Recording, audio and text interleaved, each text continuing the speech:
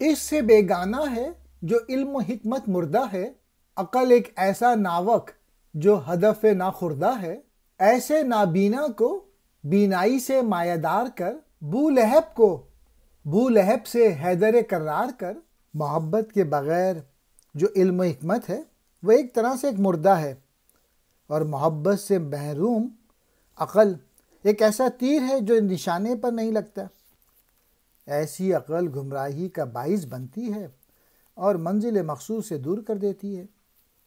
تو اندھے کو دیدار سے بینا کر دے اور بو لہب کو حیدر کرار بنا دے۔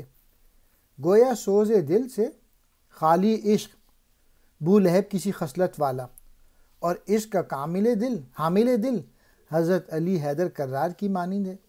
لہٰذا ضروری ہے کہ علم و حکمت کو اندھا بنانے کے بجائے اسے عشق و محبت سے صاحب بصیرت بنا دے۔